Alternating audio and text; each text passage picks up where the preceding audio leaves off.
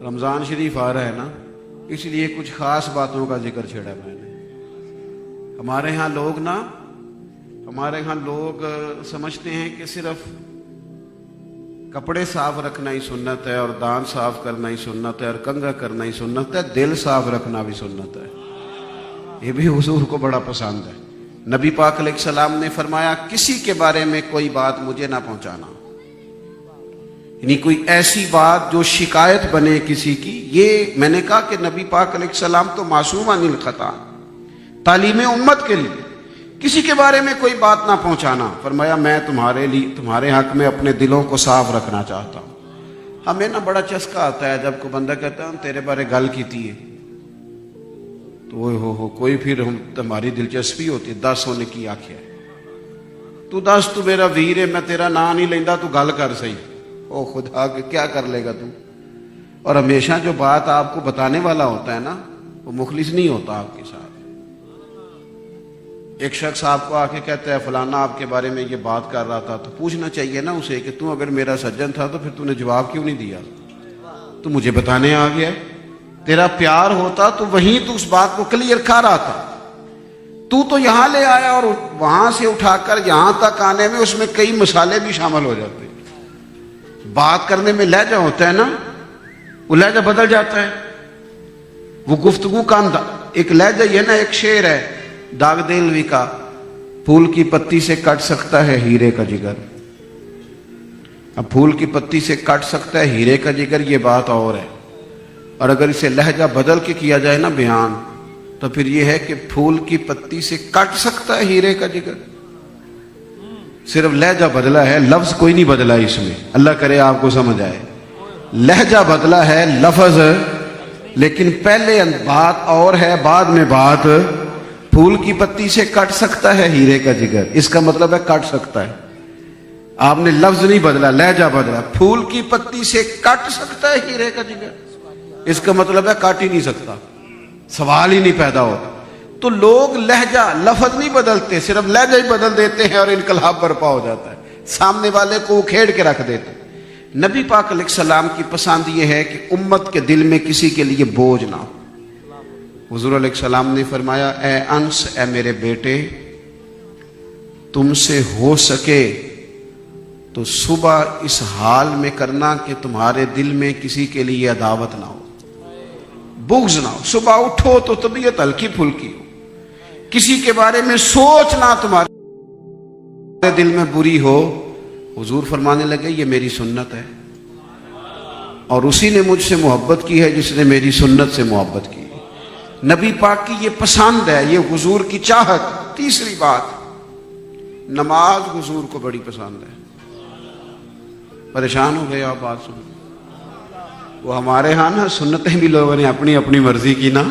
میٹھا کھانا سنت ہے، بالکل سنت ہے، میٹھا کھانا بھی سنت ہے، فاقہ کرنا بھی سنت ہے۔ نہیں، میٹھے والی سنت کو آپ قبول نہ کریں، کئی کے دنوں تک فاقہ بھی رہا، اور حضور کا فقر اختیاری ہے۔ کائنات کے مالک ہے نبی پاک، خزانوں کی کنجیاں ہیں، کہ جو فاقہ کیا یہ میرے نبی کی پسند ہے، یہ حضور کی چاہت ہے۔ میری بات کو سمجھے، نماز حضور کو بڑی پسند، بڑی پسند۔ ہم حدیثیں سنتے ہیں، باتیں سنتے ہیں، پر ان کی گہرائی تک نہیں اترتے۔ آپ کبھی ان لفظوں پر غور کریں کہ حضور نے فرمایا نماز میری آنکھوں کی ٹھنڈک ہے۔ مر نہ جائے امتی اس بات پر، اتنی بڑی بات۔ فرمایا جب تو نماز پڑھتا ہے، سجدہ کرتا ہے، تیرے نبی کی آنکھیں ٹھنڈی ہوتی۔ کتنا خوش نصیب ہے امتی کہ وہ کام کرتا ہے جس سے کریم کی آنکھیں ٹھنڈی ہوتی۔ حضور اتنی دلچسپی نماز، دلچسپی تو حضور نے نماز شروع کر دی۔ طوفان آ گئے تو نماز شروع کر دی، اگر بارش نہیں ہوتی تو نماز شروع کر دی، سورج چاند گرہن ہو گیا تو نماز شروع کر دی۔ اب کوئی بھی خیر کا کام ہے، آیا تو تراویح ہے، عید آئی تو نماز عید الفطر ہے، جمعہ آیا تو اس میں نماز ہے، ہر مقام پہ حضور نے نماز رکھی۔ آج کل بہت بڑے زبردست قسم کے عاشق مارکیٹ میں ملتے ہیں۔ محفل میں 25 سال سے کرا رہا ہوں، بھئی آپ نماز پڑھتے کہتے میرے لیے دعا کریں. میں کہ تو محفل تے بغیر دعا تو ہی کرائی جانا ہے. اس کی بھی دعا کراتا, اس کی کرائی. اس کو کہا تو نماز پڑھ, تو کہتا جی بس جی تسی میرے لیے دعا کرو. میں نے کہا باقی تو بغیر دعا کے کر رہے. تم بینک میں تنخواہ آ گئی اور ڈیٹ بھی آ گئی تنخواہ لینے جانے کی, تو کبھی کوئی بندہ پیر صاحب کے پاس نہیں آیا کہ تنخواہ آ گئی ہے لینے جانے کو دل نہیں کر رہا ذرا دعا کر دے. آج تک نہیں کوئی آیا کہ میری طبیعت نہیں کر رہی کہ میں جا کے نا وہاں سے پیسے لے آؤں ذرا دعا کر دے. اور نماز کا کہے تو کہتے دعا کریں. بھئی آپ اتنے کام بغیر دعا کے کر رہے ہیں پیر صاحب کی, تو یہ فرض ہے دعا تو کریں گے. لیکن یہ کیا بات ہے, جس چیز کو حضور نے پسند کیا اس پر ہماری طبیعت فوراً مائل ہونی چاہیے, فوراً مائل ہونی چاہیے. اور نبی پاک علیہ السلام اتنا محبوب رکھتے. حضرت عبداللہ ابن عمر رضی اللہ تعالیٰ عنہ فرماتے ہیں ہم نے مغرب کی نماز نبی پاک کے ساتھ پڑھی. ادھر آپ بات دیکھیے گا, حضور کی دلچسپی دیکھیے گا. مغرب حضور کے ساتھ پڑھی, کچھ لوگ تشریف لے گئے, گھروں کو چلے گئے صحابہ. ہم بیٹھ گئے کہ یار تھوڑا سا تو ٹائم ہے, عشاء پڑھ کے جائیں گے. ایک نماز پڑھی, دوسرے کے انتظار میں بیٹھ گئے. فرماتے ہیں سرکار بھی تشریف لے گئے. تھوڑی دیر کے بعد حضور واپس آئے. تو ہم نے رسول رحمت صلی اللہ تعالی علیہ وسلم کو, کریم محبوب علیہ السلام کو اس طرح آتے دیکھا کہ حضور تیز قدموں سے چل رہے ہیں اور مقدس سانس پھولا ہوا ہے. حضور ہمارے قریب آ کے بیٹھے. فرمایا کیا کر رہے تھے تم, تیزی سے آئے. یا رسول اللہ صلی اللہ تعالی علیہ وسلم خیال آیا دل میں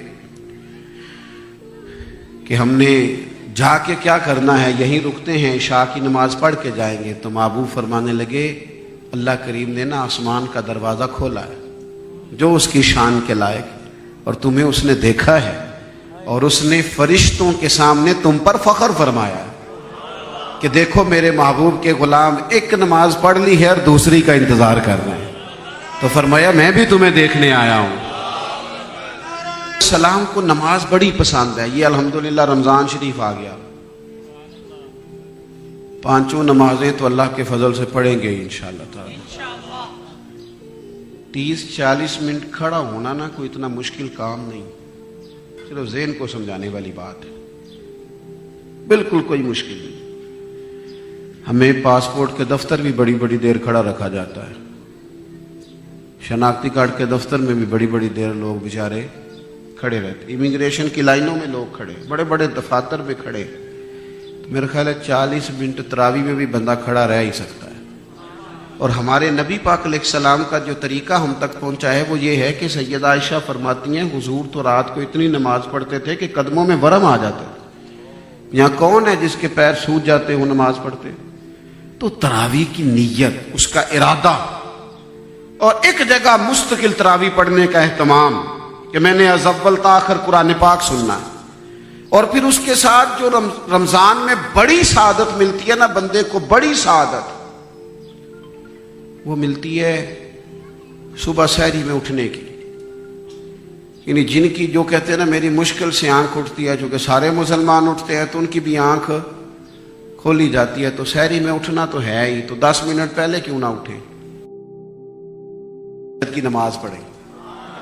وہ نماز جو نبی پاک کو بڑی پسند ہے, پہلے تہجد کی نماز پڑھیں پھر سحری کھائیں. اور یہ جو سحری کھانی ہے نا, یہ نہیں سمجھنا میں روٹی کھا رہا ہوں, دہی کھا رہا ہوں, چپاتی کھا رہا ہوں, سالن کھا رہا ہوں. سحری کھانا عبادت ہے. سحری کھانا ہم تو کھاتے تو کوئی 7 بجے ناشتہ کرتا ہے, کوئی 9 بجے کرتا ہے. یہ جو سویرے سحری کھا رہے ہیں نا, یہ خود نہیں کھا رہے, یہ کسی نے کہا ہے تو کھا رہے ہیں, یہ کسی کے بٹھائے بیٹھے. یہودی سحری نہیں کرتے تھے, روزہ رکھتے تھے. نبی پاک علیہ السلام نے فرمایا ہمارا اور یہودیوں کا فرق ہی سحری کا. حضور نے فرمایا سحری کھایا کرو, اس میں برکت ہے.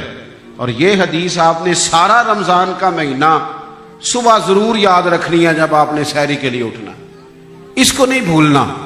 نبی پاک صلی اللہ تعالی علیہ وسلم نے فرمایا اللہ تعالیٰ اور اس کے فرشتے سحری کھانے والوں پر رحمتوں کا نزول فرماتے ہیں. یہ مت سمجھنا کہ ہم صرف روٹی کھا رہے ہیں, یہ تو خدا کا فضل ہے, اس کو دی ہوئی نعمت ہے. تو رمضان المبارک میں عبادات میں اضافہ, تلاوت قرآن پاک کا خاص بندوبست, خاص پتہ نہیں کیا ہو گیا ہے ہمیں. ہوں صرف منڈیا نو آکھن دی لوڑ نہیں, تساں ناراض نہیں ہونا, میں ویسے بھی چلنا وا, ٹائم ہو گیا اٹھنے کا, ناراض نہیں ہونا. ویسے اب میرا دل کرتا ہے کہ بچوں کے والد سے بھی کہوں کہ تسی بھی تھوڑا موبائل کاٹ استعمال کریا کرو. اب صرف بچوں کی بات نہیں, بڑوں تک بھی چلی گئی. چونکہ اب بچے کہتے ہیں کہ ابا جی سے نا, وہ تو گھر آتے ہیں تو کوئی بات ہی نہیں ہوتی, موبائل ہی موبائل رہ گیا. باقی یار یہ 11 مہینے ہم نے یہ سارا کچھ دیکھا. ہمارے ملک میں کوئی نہ کوئی تماشا لگا رہتا ہے نا, اللہ معاف کرے. کوئی آ رہا ہے, کوئی جا رہا ہے, کوئی پکڑا گیا, کوئی چھوٹ گیا. کرنا کرانا تو ہے کچھ نہیں, یہی چکر ہے, یہ چل رہے ہیں. تو 11 مہینے ہم نے سیاسی تبصرے دیکھے, خبریں دیکھیں, اور پھر باتیں بھی کی, اور پھر اندر کی خبریں بھی سنی, اور اندر کی خبریں بھی لی. تو کیا ملک میں انقلاب آ گیا ہے؟ تو 11 مہینے تبصروں سے کوئی نہیں آیا, تو 1 مہینہ رہنے دو, چھوڑ دو یہ خبریں صبریں. یہ پورا مہینہ رب کی عبادت میں لگاؤ. تلاوت قرآن کا خاص ذوق, قرآن کا رمضان سے خاص رشتہ ہے. شہر رمضان الذی انزل فیہ القرآن, رمضان کا وہ مہینہ جس میں اللہ نے قرآن مجید نازل فرمایا. اور نبی پاک کو قرآن پاک سے بڑا پیار ہے, حضور کی بڑی پسند ہے تلاوت قرآن. کسی صحابی کو حضور بلا کے کہتے مجھے قرآن سناؤ, اور کسی کے پاس تشریف لے جاتے, اس پر مہربانی کرتے اور فرماتے مجھے حکم ہوا ہے تجھے قرآن سناؤ. یہ آپ دیکھیے احادیث میں کس طرح کے تذکرے. قرآن پاک کا خاص. دیہاتی ماحول میں پتہ کیا ہوتا تھا, سارے بہن بھائی دن میں قرآن پاک پڑھتے تھے. رمضان میں جب موقع ملا قرآن پڑھنا ہے تو بہن پوچھتی تھی بھائی سے تیرے کنے اس بارے ہوئے نے, وہ کہتا تھی میں کو دساں, تو دس تیرے کنے ہوئے.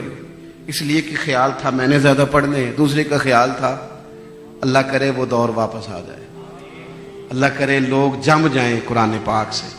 ایک پورا قرآن مجید ختم ہو تراویح میں, اور پھر 2 سپارے ساتھ اور پڑھے جائیں. ایک پڑھا جائے مسجد میں روز, ایک پڑھا جائے گھر میں, تاکہ 3 قرآن پاک تو رمضان میں ختم ہو جائیں. کچھ ذوق تو بنایا جائے. نبی پاک علیہ الصلوۃ والسلام ہر سال حضرت جبریل امین آتے تھے اور رمضان میں حضور کے ساتھ قرآن پاک کا دور کرتے تھے. حضور ان کو قرآن مجید سناتے, وہ نبی پاک کو قرآن پاک سناتے.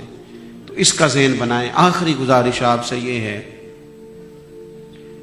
سارا سال ہی معبود سخاوت کرتے تھے, لیکن رمضان المبارک میں تو نبی رحمت علیہ السلام کی سخاوت اس طرح کی ہوتی تھی کہ صحابہ کہتے ہیں ہر سائل کو حضور عطا کرتے, ہر سائل کو حضور دیتے.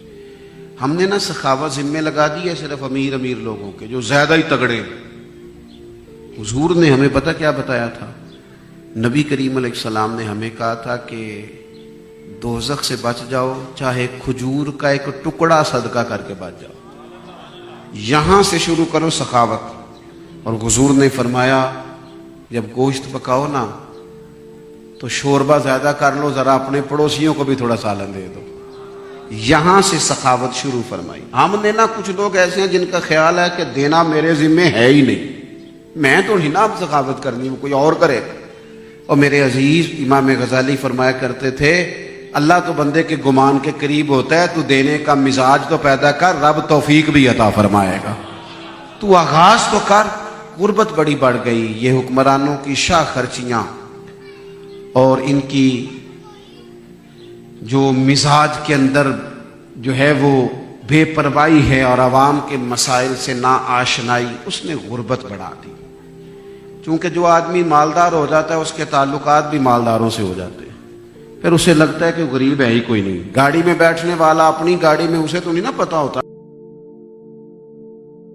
کہ میں تو تکلیف کتنی ہوتی, وہ پھر نکل جاتا ہے, وہ کہتا ہے نہیں سب ٹھیک ہے, سب خوشحال ہے. وہ ان آزمائشوں کا اسے درد رہے. تو اس رمضان میں کوشش انتہائی پردے کے ساتھ, انتہائی خیال کے ساتھ آپ کے عزیزوں میں, محلے داروں میں اور جاننے والوں میں اگر کوئی ایسے لوگ موجود ہوں جو تکلیف کا شکار ہیں تو وقت پر, یعنی 27 رمضان کا انتظار نہ کریں, ٹائم پر ان لوگوں کے ساتھ خیر کا رویہ کرے. یہ نبی پاک کی پسند ہے. یہ جو چند باتیں میں نے محبوب پاک علیہ السلام کی پسند کی آپ کے سامنے رکھی ہیں, امید کرتا ہوں کہ آپ ان پر توجہ فرمائیں گے. محفلیں ہوتی ہیں نبی پاک کے نام کی صلی اللہ تعالی علیہ وسلم, تو لوگوں کو آنا بھی ہوتا ہے, جانا بھی ہوتا ہے. میں ہمیشہ یہ بات کہتا ہوں کہ ہم نظریات کے قائل ہیں، شخصیات تو آتی بھی ہیں چلی بھی جاتی، دنیا سے بھی چلی جاتی، اس لیے مجھے جانا ہے، دو ایک جگہ میرے وعدے اور ہیں۔ آپ اطمینان سے بیٹھیں گے، خوبصورت ماحول بنا ہوا ہے، ہمارے بڑے خوبصورت ثنا خان۔ ٹائم کتنا رہ گیا جی ابھی؟ تو اب سلسلہ بن سکتا ہے جی ابھی ماشاء اللہ تعالیٰ، محفل آگے چل سکتی ہے، تو آپ ماحول کو اگر دیکھیں گے تو اس میں اچھا رہے گا، خوبصورتی رہے گی۔ اللہ تعالیٰ میری اور اللہ تعالیٰ نے قرآن مجید میں یہ ارشاد فرمایا ہے کہ اے محبوب علیہ السلام، آپ اپنے غلاموں سے یہ فرما دیں کہ اگر یہ اللہ سے محبت کرنا چاہتے ہیں، قل ان کنتم تحبون اللہ، اگر یہ رب سے محبت کرنا چاہتے ہیں تو فاتبعونی، آپ ان سے کہیں یا آپ کی پیروی کریں، ان سے فرمائیں کہ میری پیروی کرو، پھر تمہیں ملے گا یہ کہ یحببکم اللہ، اللہ خود تم سے محبت فرمائے گا۔ اللہ تبارک و تعالیٰ نے نبی اکرم صلی اللہ تعالیٰ علیہ وسلم کی ذات کو کامل، مکمل اور اکمل نمونہ بنا کے اس لیے بھیجا ہے کہ جو اس خوبصورت نمونے کے مطابق اپنے آپ کو ڈھالے گا اور ان رستوں پہ چلے گا جن رستوں پہ نبی پاک علیہ السلام نے چلایا ہے، تو اس شخص کو اللہ کی محبوبیت نصیب ہوگی۔ ہمارے ہاں کسی جگہ کوئی آدمی مہمان جاتا ہے تو لوگ اس سے پوچھتے ہیں آپ کی پسند کیا ہے، آپ کیا کھائیں گے؟ اکثر لوگ سوال کرتے ہیں کہ جناب آپ کھانے میں کیا پسند کرتے ہیں، اور آپ مشروبات میں کیا پسند کرتے ہیں، دیگر چیزوں میں آپ کیا پسند کرتے ہیں، وہ چیز بنا لی جائے۔ اور کچھ لوگ ایسے ہوتے ہیں جو ڈھونڈ لیتے ہیں، معلومات کر لیتے ہیں۔ ماں بڑی توجہ سے پتہ کر لیتی ہے کہ میرے بچے کو کیا کیا پسند ہے، پھر ان چیزوں کا وہ اہتمام بھی کرتی ہے، کوشش بھی کرتی ہے، اور کوشش کرتی ہے کہ بچہ جو چیز رغبت کے ساتھ کھا سکے، اس کی صحت کے لیے، اس کی طبیعت کے لیے وہ چیز باعث برکت بن سکے، وہ چیز فراہم کرتی ہے۔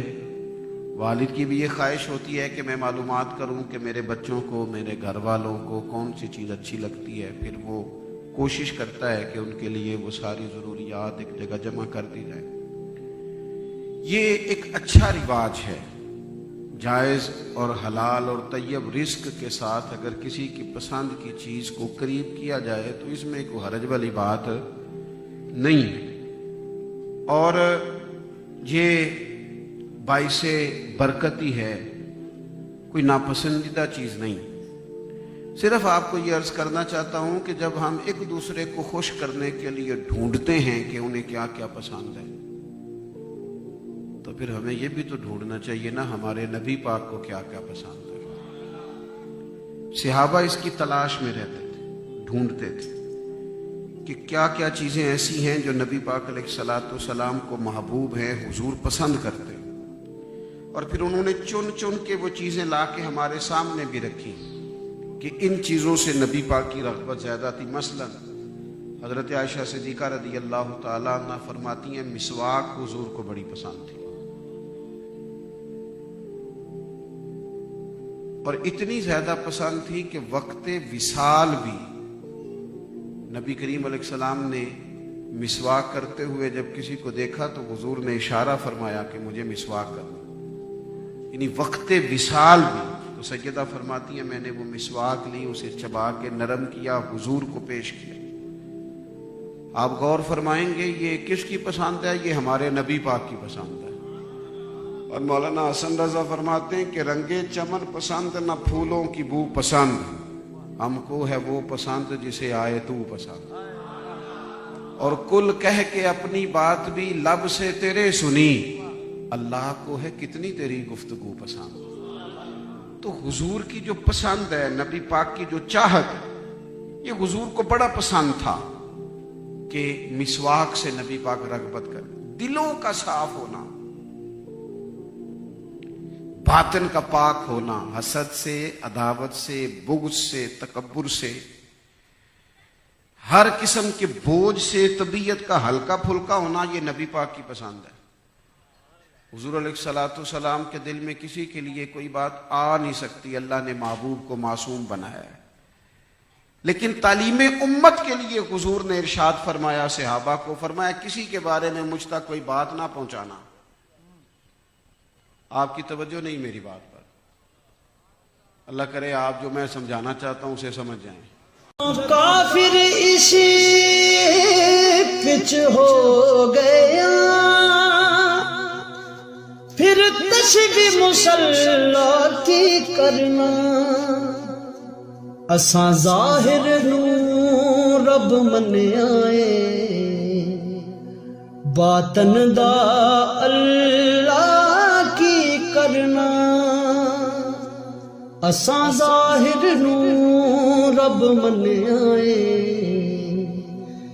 باطن دا اللہ کی کرنا۔